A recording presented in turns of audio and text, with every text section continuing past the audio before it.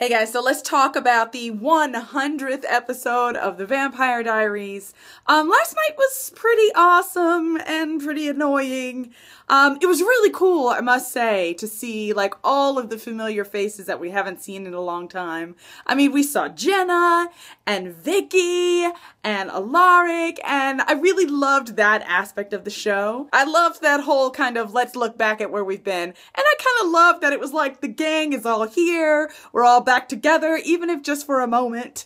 That was really cool. So they're all hanging out at Damon and Stefan's house while Katherine is upstairs in the bedroom dying. Of course, the alcohol comes out because that is like the most alcohol-driven house like in the entire world. And with alcohol, of course, comes the drinking game, which I thought was kind of hilarious as they all took shots and talked about all the crappy crap that Katherine has ever done to them. You would think that as they all sat there and remembered all the crap that she's done to them, someone would think, hey, we should probably pay attention to what's going on upstairs. But no, none of the dummies did. All you Caroline fans out there were super excited last night, of course, as Klaus shows back up to the Vampire Diaries, as well as Rebecca. For a hot second, I thought Elijah was there too, and you guys know I would get excited about that. But it turns out it wasn't him, and Katherine was just hallucinating. I kind of hallucinate about Elijah sometimes too. But back to Caroline and Klaus. They get to have probably the first real conversation they've had in a really long time. Klaus basically gives up his chance to gloat at Katherine's death so he can have this kind of one-on-one with Caroline. I want you to be real with me. I want you to be honest. I want your confession about me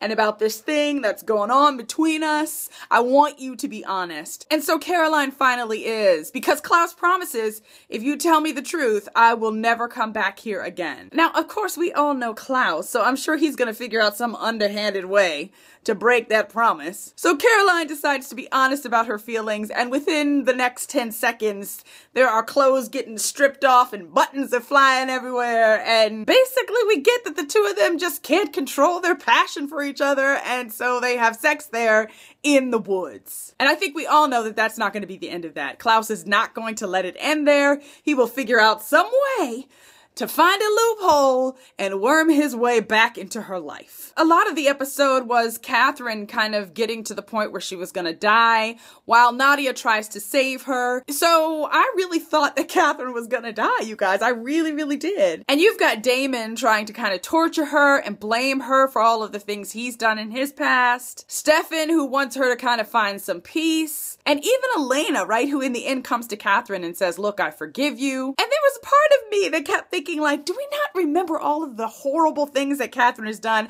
I mean, I know she's gonna die and that's sad, but let's all be careful here. But no one was listening to me yell at the TV. Sure enough, at the end, it turns out that Nadia has figured out a way to teach her mother how to do the whole traveler trick where she hops bodies. And whose body does she want to hop into but Elena's? I saw that coming like a mile away, and I was seriously thinking, like, please don't let that happen. Please don't let happen what I think is gonna happen. And sure enough, it did. So I'm not all that excited about this little twist where basically everyone's gonna think that Elena is Elena when she's really Katherine, and I'm hoping that that doesn't last long and that somebody is going to figure that out quickly. I'm interested to see what's going on with Damon as well. I mean, it's pretty obvious that his character is going through something as we kind of watch him try to come to terms with the things that he's done in his past, and I think figure out how to forgive himself and how to be a better person and how to move on, blah, blah, blah.